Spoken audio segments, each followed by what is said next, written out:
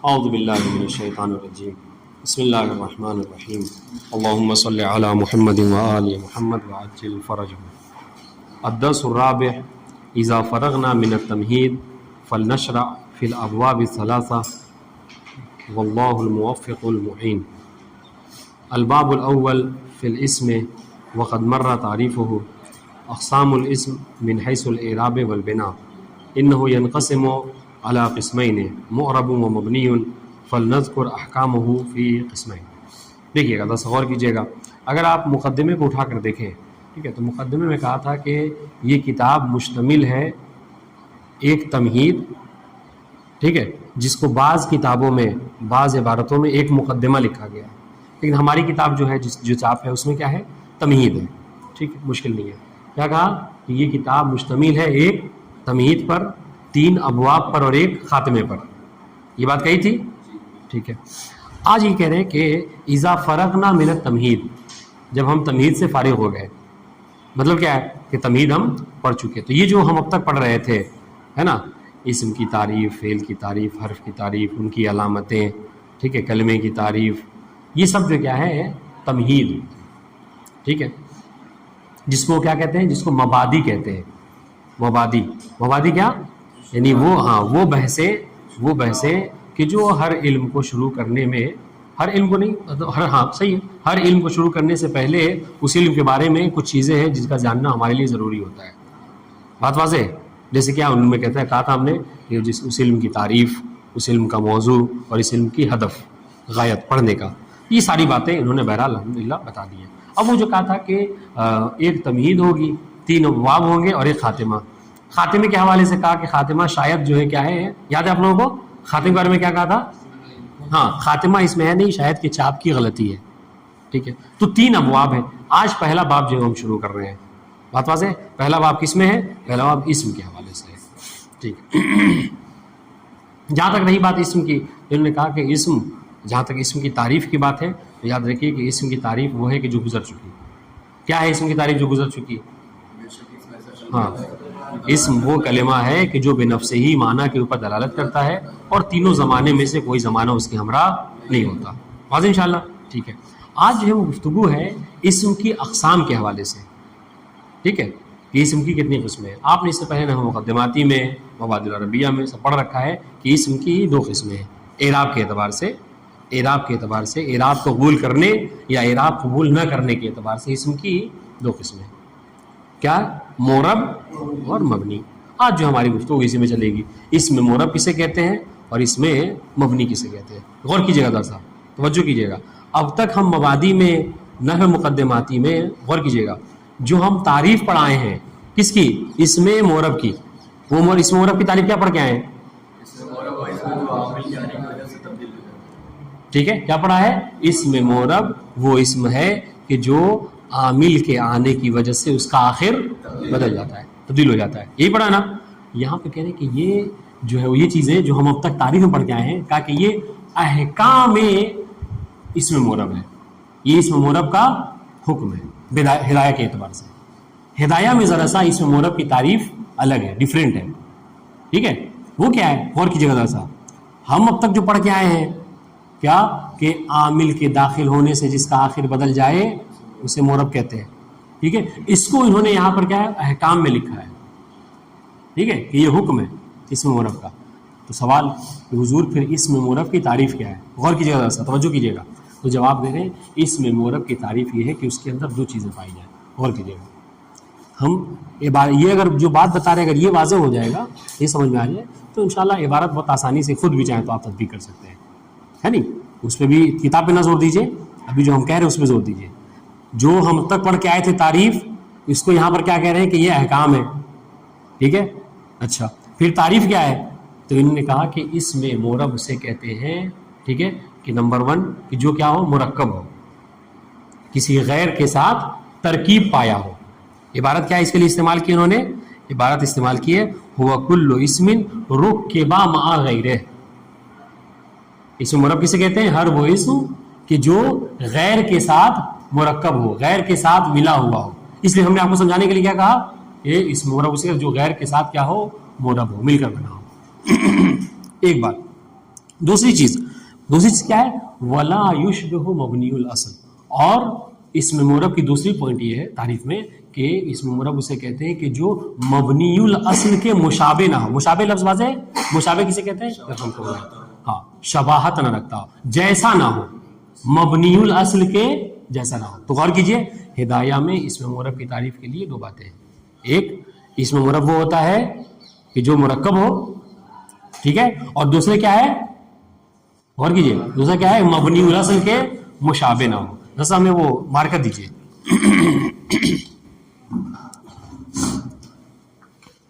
دیکھیے گا، اسم مورب کیا ہے؟ ہوا کلو اسم، ٹھیک ہے، یترکب مع من غیری، مع غیری ہے، مع غیری ہے نا، مع غیری. یہ ایک نمبر، ٹھیک ہے، نمبر ایک. دوسری شرط کیا ہے کہ ولا یشبہ مبنی الاصل. ٹھیک ہے، غور کیجیے گا. ایک کیا ہے؟ کہا کہ غیر کے ساتھ کیا ہو؟ مرکب ہو، ملا ہوا ہو. ٹھیک ہے، اس کی مثال سنیے گا. اس کی مثال انہوں نے دی ہے، جیسے کیا ہے؟ قام زیدن. قام زیدن محل شاہد کون ہے مرکب کے لیے؟ زیدن ہے. کیوں؟ اچھا، ایک اور بات آپ کو سمجھا دیں. یہ جو مع غیرہ ہے نا، مع غیرہ کا مطلب کیا ہے؟ یعنی عامل کے ساتھ ملا ہوا. مع غیرہ یعنی اس میں مورب وہ ہے کہ جو غیر کے ساتھ ملا. مطلب کیا ہے؟ یعنی عامل کے ساتھ ملا ہوا. بات واضح؟ اب سمجھ میں آ گیا. تو دیکھیے، اس مورب کیا ہے؟ کہا کہ وہ کہ جو غیر کے ساتھ ترکیب پایا ہو، غیر کے ساتھ مل کر بنا ہوا ہو. تو کہا کہ زیدن میں، جیسے قامہ زیدن میں زیدن ہے. زیدن کیا؟ دیکھیے، یہ زیدن یہ قامہ کے ساتھ مل کر بنا ہوا ہے. ٹھیک ہے، قامہ سے مل کر مرکب آیا ہے. واضح؟ صرف زیدن اگر کہیے، ٹھیک ہے، صرف زیدن، آپ عبارت میں دیکھیے مصنف نے کہا ہے کہ صرف زیدن یہ مورب کی مثال نہیں ہے. کیوں یہ مورب نہیں ہے؟ کہا اس لیے کہ یہ جو شرط ہے نا، یا ترکیب مع الغیر، اس کے اندر یہ چیز نہیں پائی جاتی، عامل نہیں ہے یہاں پہ. بات واضح ہے؟ تو صرف زید یہ مورب کی مثال نہیں ہوگی، بلکہ مثال کیا ہوگی مورب کی؟ قامہ زیدن. یہ ایک شرط. دوسری شرط کیا ہے؟ ولا یشبہ مبنی الاصل، اور یہ مشابہ نہ ہو. ٹھیک ہے، مشابہ نہ ہو یعنی جیسا نہ ہو، شباہت نہ رکھتا ہو. کس کے؟ مبنی الاصل کے. اب اس سے پہلے سب سے پہلے سمجھیے مبنی الاصل کسے کہتے ہیں. کہا مبنی الاصل جو ہے وہ مبنی الاصل حروف ہے. یعنی مبنی الاصل کیا نہیں؟ وہ چیزیں کہ جو اصل میں بربنائے اصل کیا ہے؟ مبنی ہے. جو بربنائے اصل مبنی ہے. تو ہم نے پڑھا ہے مبنی کون سی چیزیں؟ حروف تمام کے تمام مبنی ہے. فعل ماضی، ٹھیک ہے، تمام کے تمام مبنی ہے کہ نہیں؟ فعل مضارع میں کون سا ہے؟ دو صیغہ ہے نا. فعل مضارع کے جو دو صیغے. تو کیا دیا اس میں؟ اچھا عفوا، امر حاضر. فعل امر، ہاں وہ امر حاضر صحیح رہے گا. فعل امر حاضر، یہ تین چیزیں ہیں. کیا ہے؟ یہ مبنی الاصل ہے. غور کیجیے گا. تو کہہ رہے کسی اسم کے مورب ہونے کے لیے شرط کیا ہے؟ کہ اس کے اندر یہ دو چیزیں پائی جائیں. ایک کیا؟ کہ غیر کے ساتھ ترکیب پایا ہو، اور دوسرے جو کیا ہے؟ مبنی الاصل کے مشابہ نہ ہو. اس کی مثال دیکھیے جیسے ہے، جیسے دیکھیے گا قامہ ہؤلاء. قامہ ہؤلاء، واضح سنیے گا. کہہ رہے یہ ہؤلاء جو ہے وہ کیا ہے؟ یہ مورب ہے مبنی ہے؟ ہاں، مورب نہیں ہے یہ. ٹھیک ہے، مبنی ہے. کہا کیوں یہ ہؤلاء کیوں جو ہے وہ مبنی ہے؟ کیوں مورب نہیں ہے؟ اس کے اندر تو ترکیب ہے، یہ قامہ سے مل کر بنا ہوا ہے.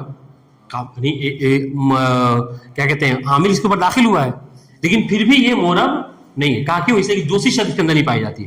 کیوں؟ اس لیے کہ ہؤلاء جو ہے وہ کیا ہے؟ یہ شباہت رکھتا ہے. دیکھیے گا، ہؤلاء مبنی کے مشابہ ہے. اب آپ سوال کریں گے کہ ہؤلاء کے اندر مبنی کی کون سی مشابہت پائی جاتی ہے تینوں میں سے؟ احسنتم، اس کے اندر جو کیا ہے؟ حرف کی مشابہت پائی جاتی ہے.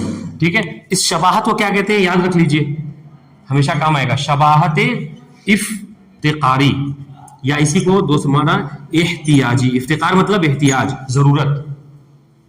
افتقار مطلب کیا ہوتا ہے؟ ضرورت. ٹھیک ہے، احتیاج. تو اس کے اندر شباہت افتقاری ہے. شباہت افتقاری کا مطلب کیا ہے؟ یعنی جس طریقے سے حرف کو، سنیے گا، جس طریقے سے حرف کو اپنے معنی پر دلالت کرنے کے لیے اسم و فعل کی ضرورت پڑتی ہے، تو اس طریقے سے اس ہؤلاء کو بھی اس ہاؤلائے کو بھی اپنے معنی پر دلالت کرنے کے لیے حرف کی ضرورت پڑتی ہے. بات واضح ہے؟ یعنی کسی غیر کی ضرورت پڑتی ہے. مطلب حرف کیا کہیے، حرف کیا کہیے، چونکہ یہ ہاؤلائی اس میں اشارہ ہے، مشار الیہ کی ضرورت پڑتی ہے. کہیے جب تک کہ کوئی سامنے ہو نہ ہو تب تک آپ اشارہ نہیں کر سکتے. بات واضح ہے؟ تو جس طریقے سے حرف کو ضرورت پڑتی ہے اپنے معنی پر دلالت کرنے کے لیے اسم فعل کی، اس طریقے سے اس ہاؤلائے کو بھی مشار الیہ کی ضرورت پڑتی ہے. ٹھیک ہے، یہی وجہ ہے چونکہ اس کے اندر حرف کی شباہت پائی جاتی ہے، لہٰذا یہ مورب نہیں ہے. بات واضح انشاءاللہ. یہ دو بات یاد رکھیے گا. اس ہدایہ میں اس مورب کی تعریف کیا ہے؟ اسم مورب وہ اسم ہے کہ جو ترکیب پائے غیر سے. اس غیر سے مراد کیا ہے؟ سب بتائیں. عامل ہے. یعنی کیا مطلب؟ یعنی اس مورب کے ساتھ، اس اسم مورب کے ساتھ عامل کا ہونا ضروری ہے. ٹھیک ہے، چنانچہ صرف زیدن، یعنی یہ مثال نہیں ہے مورب کی. بات واضح ہے؟ دوسری بات، وَلَا يُشْبِهُ مَبْنِيُّ الْأَصْلِ، اور یہ جو کیا ہے مشابہ نہ ہو مبنی اصل کے. کیوں؟ اس لیے مبنی اصل کی مثال کیا دی ہے؟ قامہ ہاؤلائے. قامہ ہاؤلائے میں دیکھیے گا ہاؤلائے جو ہے کیا ہے، یہ قامہ عامل تو آیا اس کے ساتھ، پہلی والی شرط موجود ہے لیکن دوسری شرط اس میں نہیں پائی جاتی. کیوں؟ اس سے کہ ہاؤلائے جو کیا ہے مشابہ ہے حرف کے، اور حرف جو ہے وہ اپنے معنی پر دلالت کرنے کے لیے اسم و فعل کا محتاج ہوتا ہے. اس طریقے سے ہاؤلائے بھی جو کیا ہے مشار الیہ کا محتاج ہوتا ہے. بات واضح ہے؟ چنانچہ ہم اب غور کیجیے گا، اب آخری والی عبارت، اس سے مصنف کیا کہہ رہے ہیں؟ مصنف یہ کہہ رہے ہیں کہ وہ اسم جو کہ جس کے اندر یہ دو شرطیں پائی جائیں، جس کے اندر دو یہ شرطیں پائی جائیں. کیا؟ ایک یہ کہ غیر کے ساتھ مرکب ہو، یعنی عامل پایا جاتا ہے اس کے اندر، اور حرف سے مشابہ نہ ہو. اس کو اگر سمجھانے کے لیے آپ کو سمجھاؤں، ٹھیک ہے، غور کیجیے گا. پتہ نہیں اس کے بارے میں اس سے پہلے کبھی بتایا نہیں بتایا. یہ جو دو شرط ہے اس کو اس طریقے سے بھی یاد رکھ سکتے ہیں کہ ایک شرط وجودی ہے اور دوسری شرط کون بتائے گا؟ عدمی ہے. شرط وجودی، شرط عدمی کسے کہتے ہیں؟ آدمی، عدم یعنی نہ ہونا. شرط وجودی یعنی ہونا، ایسی شرط کہ جس کا ہونا ضروری ہے. شرط عدمی کیا ہے؟ جس کہتے ہیں نہ ہونا. جیسے آپ کو سمجھانے کے لیے بتاؤں شرط وجود شرط عدمی کسے غور کیجیے گا. نماز کے لیے طہارت شرط وجودی یا عدمی ہے؟ وجودی ہے. یعنی کیا مطلب؟ یعنی یہ کہ آپ کو باوضو ہونا ہوگا، یعنی وضو کا ہونا ضروری ہے. اچھا، نماز میں ٹھیک ہے قہقہے کا نہ ہونا شرط وجودی شرط عدمی ہے. قہقہا یعنی زور سے ہنسنا، ٹھیک ہے، یہ کیا ہے؟ شرط عدمی ہے. واضح؟ تو کبھی کبھی ایسا ہوتا ہے کہ شرط وجودی ہوا کرتی ہے، کبھی کبھی شرط عدمی ہے. تو اس کو اگر کوئی یاد کرنا چاہے تو اس طریقے سے کہہ سکتا ہے کہ اس میں مورب کے لیے جو تعریف میں شرط لگائی ہے وہ کیا ہے؟ وہ دو ہے، ایک شرط وجودی، ایک شرط عدمی ہے. شرط وجودی کیا ہے؟ کہ عامل کے ساتھ ہو اس میں مورب. شرط عدمی کیا ہے؟ یہ اب مبنی اصل کے مشابہ نہ ہو. دیکھیں پہلے والے میں آپ کیا ترجمہ کر رہے ہیں کہ دوسرے کے ساتھ یعنی عامل کے ساتھ ترکیب پایا ہو، مثبت ہے، وجودی ہے. اور دوسرے میں کیا کہہ رہے ہیں؟ دوسرے میں یہ کہہ رہے ہیں کہ مبنی اصل کے مشابہ نہ ہو، یعنی نو میں ہے یہ شرط عدمی ہے. بات واضح انشاءاللہ. اب غور کیجیے گا، یہ جو اسم مورب ہے اسی کو اس میں متمکن بھی کہتے ہیں. اس میں متمکن آخری عبارت ہے یہ اس میں کیا ہے؟ اس کو اس میں متمکن کا مطلب کیا ہوتا ہے؟ متمکن کا مطلب ہوتا ہے جگہ دینے والا. کیا کہتے ہیں؟ جگہ. متمکن کا معنی کیا ہے؟ جگہ دینے والا. کہتے ہیں اس میں مورب کو متمکن کیوں کہتے ہیں؟ غور کیجیے گا، اس میں مورب کو متمکن کیوں کہتے ہیں؟ کہا اس لیے کہ یہ عامل کے اعراب کو جگہ دیتا ہے. یاد رہے گا آخری والی جو عبارت ہے غور کیجیے گا. وَيُسَمَّى مُتَمَكِّنًا، اور اس کو جو ہے کیا ہے؟ اس کو متمکن بھی کہتے ہیں. کسے؟ اسی اس میں مورب کو. تو وجہ سوال کہ حضور اس میں مورب کو متمکن کیوں کہتے ہیں؟ جواب کیا ہے؟ اس لیے کہ متمکن کا مطلب ہوتا ہے جگہ دینے والا. اس میں فاعل جگہ دینے والا، یہ چونکہ عامل کے اعراب کو جگہ دیتا ہے. دیکھیے آپ نے کہا جاء زیدن، ٹھیک ہے، تو دال نے کیا کر دی؟ جگہ دے دی عامل کے اعراب رفع کو، ٹھیک ہے، ضمہ کو. رائی تو زیدن، اس دال نے کیا ہے؟ زیدن نے دال نے کیا ہے؟ جگہ دے دی عامل کے اعراب کیا ہے؟ فتح کو. بات واضح ہے؟ اس وجہ سے اس کو ہم کیا کہتے ہیں؟ اس میں متمکن کہتے ہیں. ٹھیک ہے، دیکھیے جیسا یہ باتیں ہیں جو ہم نے بتائی ہیں، نہیں یہ تھا اس میں مورب دیتا ہے. ہاں یہ جگہ دیتا ہے اس کو. اسی افتقاری کا معنی ہی احتیاجی ہوتا ہے. افتقار مطلب فقیر کو فقیر کیوں کہتے ہیں؟ فقر مطلب کیا ہوتا ہے؟ فقر مطلب احتیاج، محتاج ہونا. بات واضح ہے؟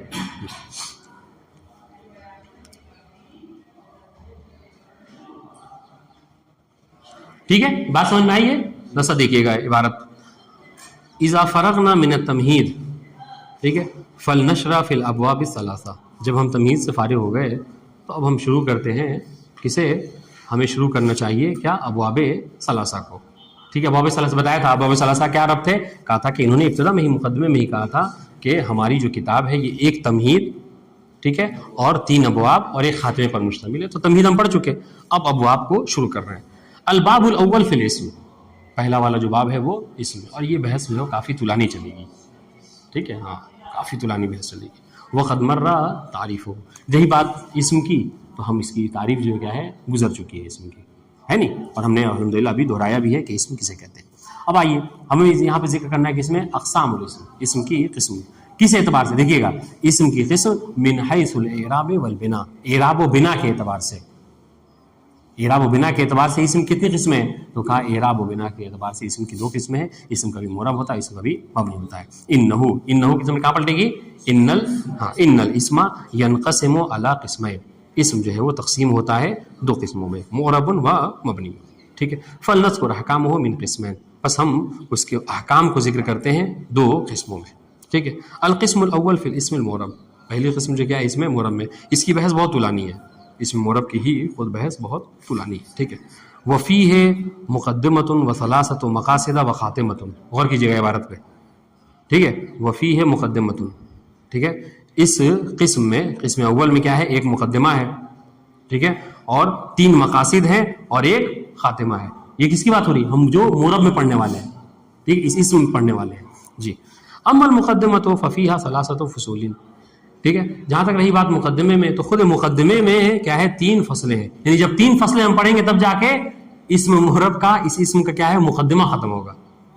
3 فصلیں آسان ہے، مطلب چھوٹی چھوٹی فصلیں، مشکل نہیں ہے. سنیے گا، پہلی فصل کیا ہے؟ تعریف الاسم المعرب و حکمہ. تعریف الاسم المعرب وہ ہوا. اب دیکھیے وہ جو باتیں آپ کو بتائی تھی اس پر ذرا سا مطلب زور دیجئے اور اس کو دیکھیے کہ عبارت میں وہ بات موجود ہے کہ نہیں. اسم معرب اس سے پہلے تعریف کر رہے ہیں کہ وہ ہوا کل اسم رکب مع غیرہ. کیا پڑھیں گے؟ ہاں، ہوا کل اسم رکب مع غیرہ. ہم نے کیا کہا تھا؟ اس کو کہا تھا کہ یہ پہلی شرط ہے کہ اسم معرب، ٹھیک ہے، وہ اسم ہے، ٹھیک ہے، ہر وہ اسم ہے کہ جس کو ترکیب دیا گیا ہو، جس کو بنایا گیا ہو غیر کے ساتھ. ٹھیک ہے، ہم نے آپ کو بتایا کہ اس غیر سے مراد کیا ہے؟ عامل ہے. مطلب کیا ہے؟ مطلب یہ کہ اسم معرب کے لیے عامل کا مذکور ہونا، عامل کا ذکر ہونا ضروری ہے. ٹھیک ہے، آپ دیکھیے ان باتوں کو ہضم کیجئے، انشاءاللہ آخر میں ایک بات بتائیں گے. اور یہ وہ جو بات بتانا ہے ہمارا اس چیز پر منحصر ہے کہ آپ اس بات کو سمجھ رہے ہیں کہ نہیں سمجھ رہے ہیں.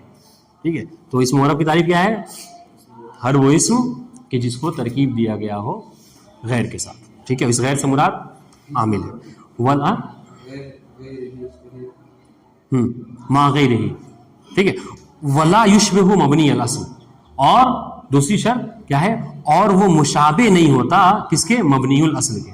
ٹھیک ہے، ہم نے کہا تھا کہ آپ کے لیے کیا ہے سب سے پہلا سوال یہی ہوگا جس طریقے سے ما غیرہ میں غیر سے مراد کون ہے؟ تو کہا عامل ہے. یہاں پر مبنی الاصل سے مراد کیا ہے؟ تو اچھی بات یہ ہے کہ مصنف اس بات متوجہ ہے، ہو سکتا ہے ذہن میں سوال ہے، چنانچہ انہوں نے خود بتایا کہ مبنی الاصل سے کہتے ہیں. آنی، دیکھیے گا مبنی الاصل سے مراد کیا ہے؟ الحرف. ٹھیک ہے، آنی الحرف والفعل الماضی والامر الحاضر. ہماری مراد کیا ہے مبنی الاصل سے؟ حروف، ٹھیک ہے، فعل ماضی اور امر حاضر. یہ سب کیا ہے؟ یہ مبنی الاصل ہے. ٹھیک ہے، مثال دیکھیے، نحو زید فی قام زید. مثال دے رہے کس کی؟ اسم معرب کی.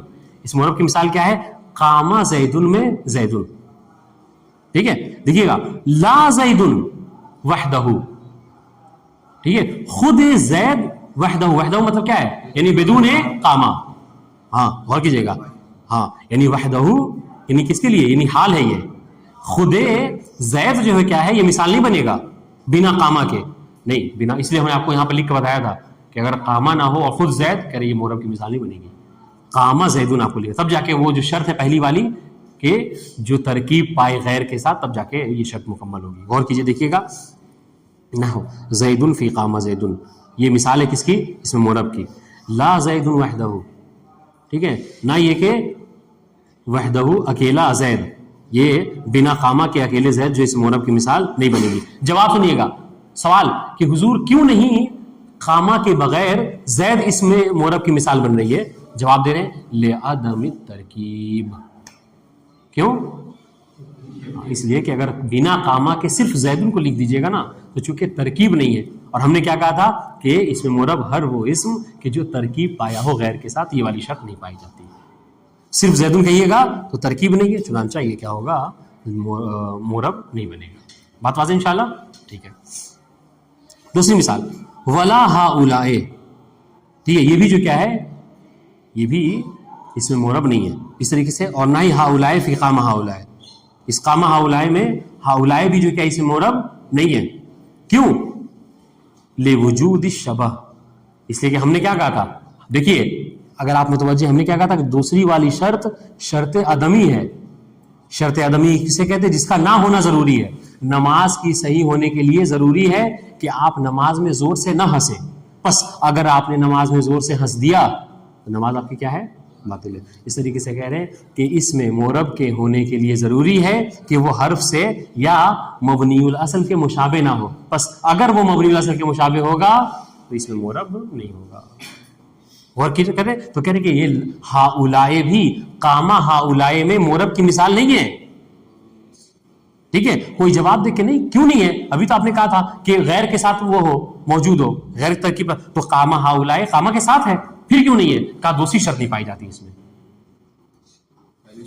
ہاں دوسری شرط لوجود الشبہ، کیوں؟ اس لیے کہ یہاں پہ کیا ہے؟ شباہت موجود ہے کس سے؟ مبنی الاصل سے. اب یہاں پر روک کے آپ کو آگے وہ بات لکھنا ہے، جو نہیں لکھے گا وہ کبھی نہیں سمجھ پائے گا. صرف عبارت کا ترجمہ کرے گا جب کبھی دہرایا جائے گا، اس کے علاوہ کچھ نہیں سمجھے گا. یہ جو لوجود الشبہ ہے، شباہت موجود ہے، سوال ہے کہ یہ کون سی؟ مصنف تو کہہ کے گزر گئے کہ شباہت موجود ہے. کیسی شباہت ہے؟ واضح. تو آپ کو یہاں پر بریکٹ دے کر آپ کو لکھنا ہوگا. یہ شباہت سے مراد کیا ہے؟ شباہت شباہت افتقاری، یعنی کیا مطلب؟ یعنی یہاں پر جو ہؤلاء ہے یہ کیا ہے؟ اس میں اشارہ ہے، ٹھیک ہے، اور اس کی شباہت کون سے مبنی اصل سے ہو رہی ہے؟